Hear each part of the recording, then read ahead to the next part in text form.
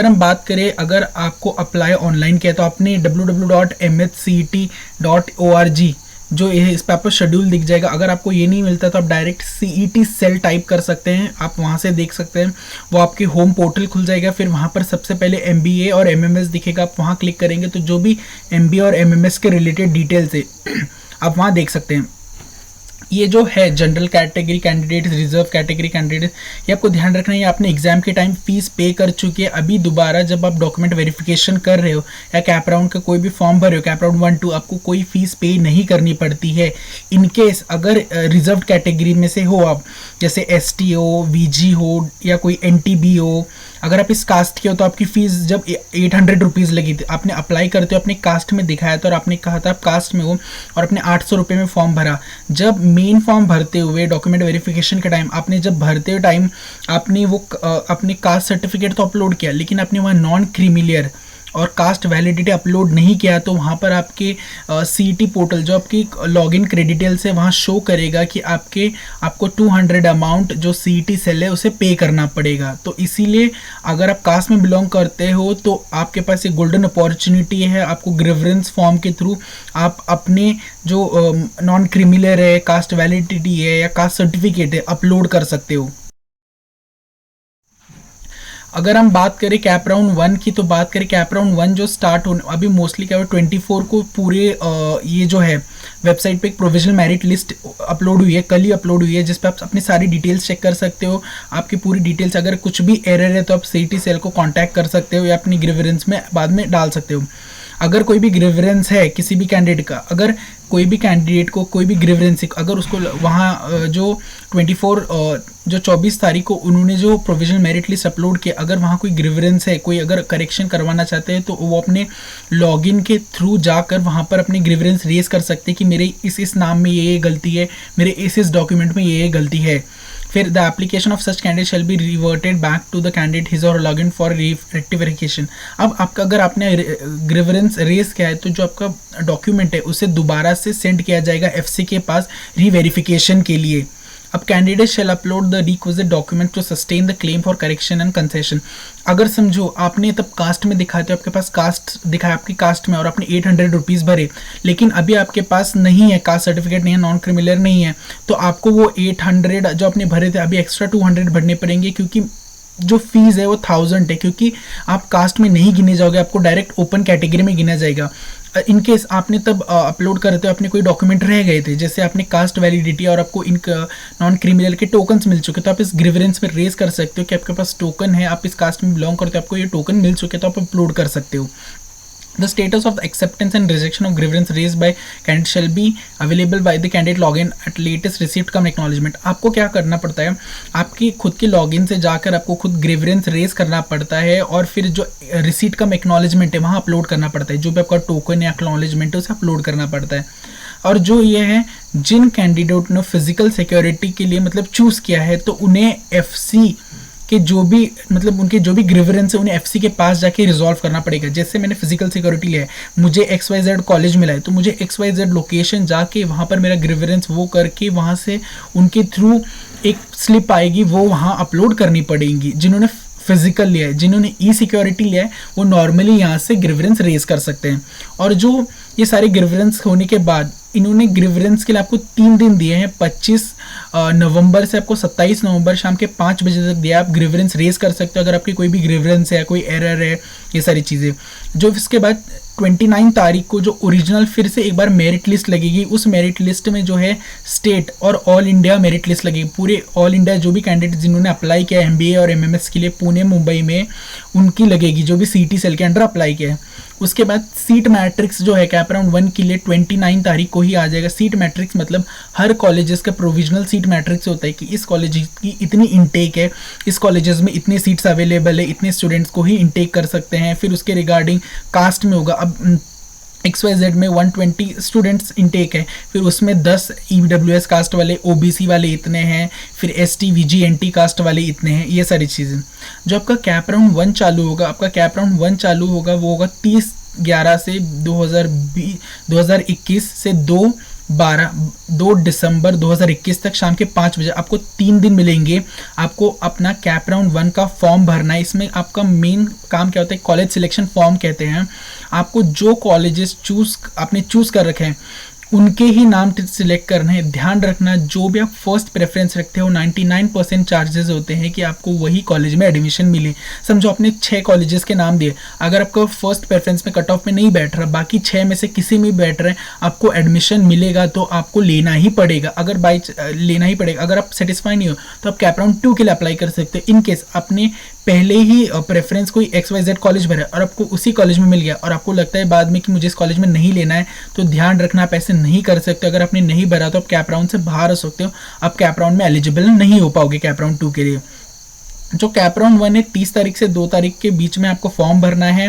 फिर 5 तारीख को इसकी जो प्रोविजनल अलॉटमेंट कैप राउंड, मतलब जिसको कौन कौन से कॉलेजेस अलॉट हुए हैं, जिसने जो कॉलेजेस चूज़ किए थे मेरिट उसमें, तो उसकी जो प्रोविजनल मेरिट लिस्ट आएगी वो 5 तारीख को आएगी।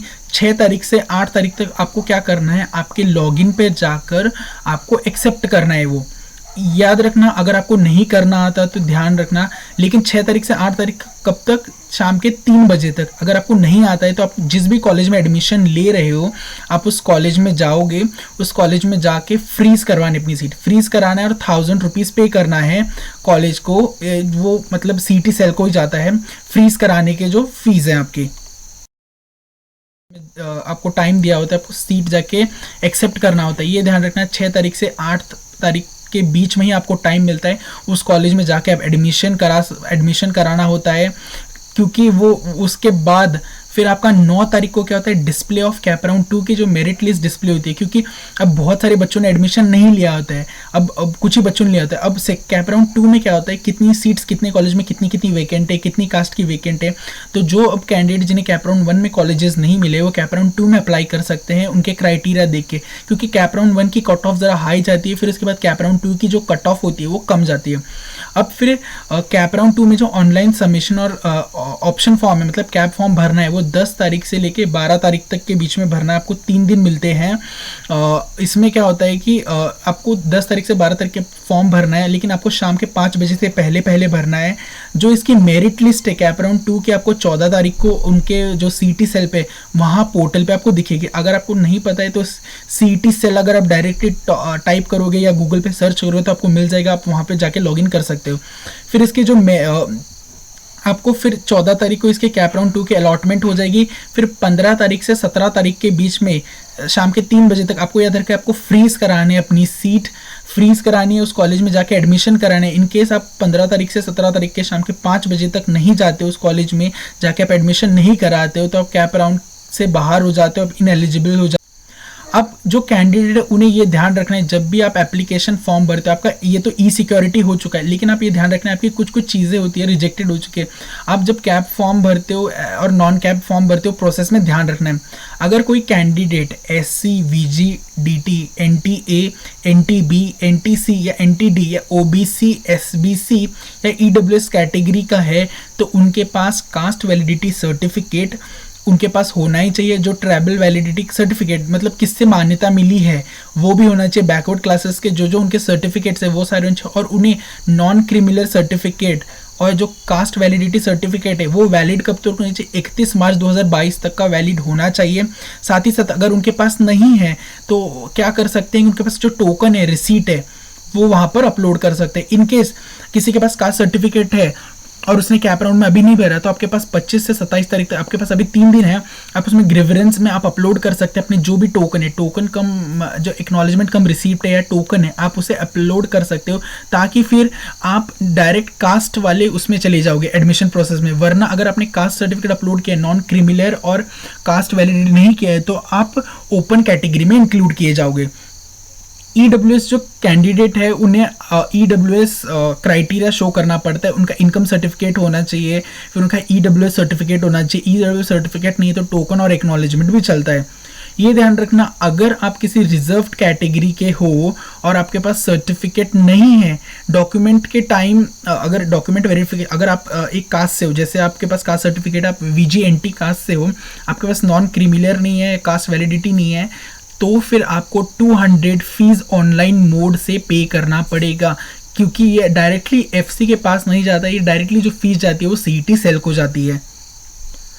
अगर कैंडिडेट को जब आप ऑप्शन, याद रखना, कैंडिडेट जब ऑप्शन फॉर्म फिल कर रहा होता है उसके लॉगिन से कैंडिडेट को अलाउ नहीं किया जाता। मतलब आपने एक बार ऑप्शन फॉर्म फिल कर दिया, सबमिट कर दिया, आप उसमें कोई भी चेंजेस नहीं कर सकते, आप कोई ऑप्शन या कोई प्रेफरेंस नहीं हटा सकते। तो ध्यान रखना, जब भी आप कोई भी ऑप्शन चूज़ करें, कोई भी कॉलेजेस के नाम चूज़ करें, तो आप ध्यान से चूज़ करें कि आपको 100% श्योर है, फिर उसके बाद भरना। अगर इनकेस आपने कैप राउंड का फॉर्म भर दिया, कैप राउंड 1 के आपने 10-12 कॉलेजेस सिलेक्ट कर लिए हैं और उसके बाद आपको लगता है, और सबमिट कर दिया फॉर्म, उसके बाद लगता है आपको एडिटिंग करना है, आप नहीं हो सकता है, क्योंकि एक बार वो सबमिट हो चुका है, वो दोबारा उसमें चेंजेस करने नहीं आ सकते। अगर किसी भी कैंडिडेट को कोई सीट अलॉट हो चुकी है तो उसे अपना जो प्रोविजनल सीट अलॉटमेंट लेटर है वो ऑनलाइन डाउनलोड करना पड़ेगा, वो इजीली अवेलेबल हो जाता है। जैसे ही आपके कैप राउंड 1 रिजल्ट डिस्प्ले हो जाएगा, उसके बाद आपके प्रोफाइल पे वो आपको कैप राउंड 1 के जो, अगर आप सिलेक्ट, मतलब आपको वही कॉलेज मिल जाता है जो आपने चूज़ किया था, तो उसका वो वहाँ शो कर देता है कि आपको ये कॉलेज मिला है, आपको इतने टाइम में जाके कॉलेज में एडमिशन कराना है, ये सारी चीज़ें डिटेल में मेंशन कीजिए। जो सीट एक्सेप्टेंस फ़ी है, मैंने कहा था ना, आपको 1000 रुपीज़ कॉलेज में जाके कैंडिडेट को पे करना पड़ता है, क्योंकि उस कॉलेज में जाके आप कॉलेज में रिपोर्ट कर रहे हो और वो सीट आप एक्सेप्ट कर रहे हो कि हाँ बाबा कि मैं ही वो कैंडिडेट हूँ जिसने फॉर्म भरा था और मैं ही इस सीट को अप्लाई कर रहा हूँ। आप इस जो फीस है आप इसे ऑनलाइन कॉलेज के थ्रू ऑनलाइन भी पे कर सकते हो, ऑफलाइन मोड में भी पे कर सकते हो। कैंडिडेट को ध्यान रखना है, जो भी अलॉटेड उन्हें इंस्टीट्यूट है, वेरिफिकेशन, जो कैंडिडेट है जब उस कॉलेज में जाता है, जब उस कॉलेज में जाके अपना पूरा एडमिशन प्रोसेस कंप्लीट कर रहा होता है, जो उसका वो अलॉटमेंट लेटर है उसमें कॉलेज, जो भी आपके कॉलेज रिस्पेक्टिव अथॉरिटीज़ है उनसे स्टैंप और सिग्नेचर लेना बहुत ज़्यादा कंपलसरी है। ये ध्यान रखना, अगर आप ST, VG, NT, VG, NTA, NTB, NTC, NTD, OBC, SBC और EWS है, तो उन्हें अपनी रिसीट के साथ साथ उन्हें जो कास्ट सर्टिफिकेट है या नॉन क्रिमिनल सर्टिफिकेट है या EWS सर्टिफिकेट है, ई डॉक्यूमेंट के वेरिफिकेशन के टाइम तो अपलोड करना ही पड़ता है। लेकिन साथ ही साथ जब आप कॉलेज में जाते हो, आपको कॉलेज में जब आप जा रहे हो तो आपको वो ओरिजिनल सर्टिफिकेट जमा करने पड़ते हैं। अब ये ध्यान रखना, जो भी आपके कास्ट सर्टिफिकेट, ये सारे सर्टिफिकेट है, जब आप कॉलेज में मतलब सेल्फ कन्फर्मेशन ऑनलाइन मेड करते हो, आपको ओरिजिनल सर्टिफिकेट जो है 8 दिसंबर 2021 से पहले 5 बजे से पहले ये सारे जो भी आपके कास्ट के या किसी भी उसमें है कैप राउंड में, वो अगर वो उनके पास है तो ठीक है, वो एलिजिबल है, वरना उनके वो कैप राउंड से बाहर हो जाएंगे।